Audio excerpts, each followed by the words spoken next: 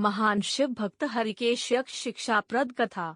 प्राचीन काल में रत्नभद्र नाम से प्रसिद्ध एक धर्मात्मा यक्ष गंधमादन पर्वत पर रहता था। उनके पूर्णभद्र नामक एक पुत्र उत्पन्न हुआ। अंत में अनेक भोगों को भोग कर उस रत्नभद्र ने शिव ध्यान परायण हो परम शांत शिवलोक को प्राप्त किया।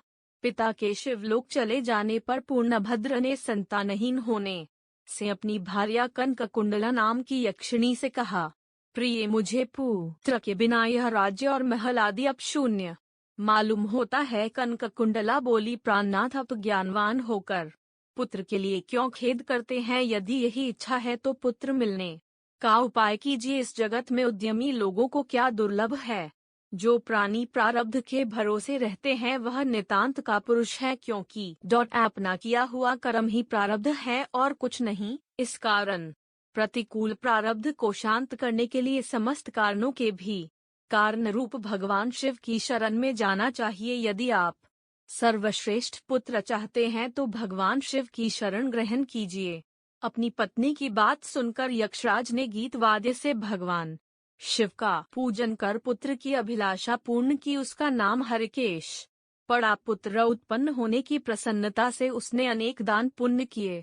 जब हरिकेश 8 वर्ष का हुआ तभी से वह खेल में बालू का शिवलिंग बनाकर त्रिनादी दूर्वा से उनका पूजन करता और अपने साथियों को शिव नाम से ही पुकारता था। वह रात दिन हे चंद्रशेखर, हे भूतेश, हे मृत्युंजय, हे नीलकंठ आदि पवित्र नामों का उच्चारण करता रहता और मित्रों को प्रेम करता हुआ बार बार इन्हीं नामों से पुकारता रहता था। उसके कान के नाम के अतिरिक्त अन्य किसी को ग्रहण नहीं करते थे। वह शिव मंदिर को छोड़कर किसी अन्य जगह नहीं जाता। उसके नेत्र शिव के अतिरिक्त और कुछ देखने की इच्छा नहीं रखते थे। वह स्वप्न में भी भगवान शिव को ही देखा करता था। हरिकेश की यह दशा देखकर उसके पिता ने उसे गृह कार्य में लगाने की अनेक चेष्टाएं की, किंतु उस पर कुछ भी असर नहीं हुआ। अंत में हरिकेश घर से निकल गया। कुछ दूर जाकर उसे भ्रम हो गया और वह मन ही मन कहने लगा, हे शंकर, कहाँ जाऊं, कहाँ रहने से मेरा कल्याण होगा। यह सोचकर उसने अपने मन में विचार किया कि जिसकी कहीं ठिकाना नहीं है उसका काशीपुरी ही आधार है। इस प्रकार निश्चय कर वह काशीपुरी को गया।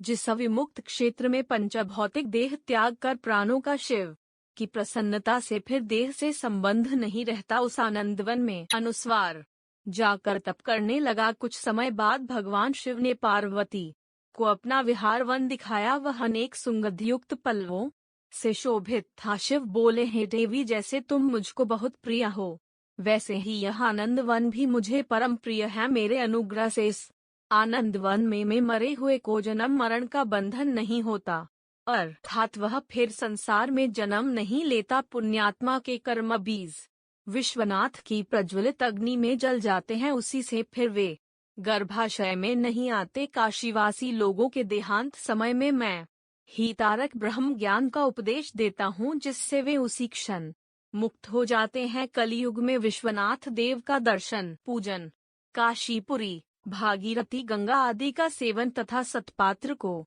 दान विशेष फलदायक होता है। हे देवी, काशीवासी सदा मुझ में ही बसते हैं, इससे मैं उनको अंत में संसार सागर से पार कर देता हूँ। यह मेरी प्रतिज्ञा है। इस तरह वार्तालाप करते करते भगवान शिव उस स्थान पर गए जहाँ हरिकेश समाधि लगाए बैठा था। उसको देखकर पार्वती ने कहा, भगवान, यह आपका तपस्वी भक्त है। इस समाधिस्थ भक्त को वर देकर इसका मनोरथ पूर्ण कीजिए। इसका चित्त केवल आप में ही लगा है और इसका जीवन भी आपके ही अधीन है। पार्वती की बात सुनकर भगवान शिव उसके पास गए और उन्होंने समाधि में स्थित उस हरिकेश को हाथ से स्पर्श किया। दया सिंधु का स्पर्श पाकर उस यक्ष ने आंखें खोलकर अपने सम्मुख प्रत्यक्ष अपने अभीष्ट को देखा। गदगद स्वर में यक्ष ने कहा कि हे शंभो, हे पार्वती पते, हे शंकर, आपकी जय हो। आपके कर कमलों का स्पर्श पाकर मेरा यह शरीर अमृत रूप हो गया। इस प्रकार प्रिय वचन सुनकर भगवान शिव बोले, हे यक्ष, तुम इसी क्षण मेरे वर से मेरे क्षेत्र के दंडनायक हो जाओ। आज से तुम दुष्टों के दंडदायक और पुण्यवानों के सहायक बनो और दंड पानी नाम से विख्यात होकर सब उद्भटगणों का नियंत्रण करो मनुष्यों में।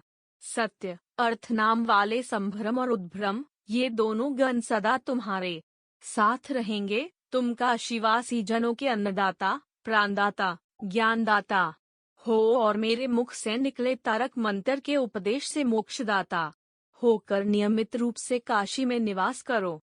भगवान शिव की कृपा से वही हरिकेश यक्ष काशी में दंडपानी के रूप में स्थित हो गया और भक्तों के कल्याण में लग गया।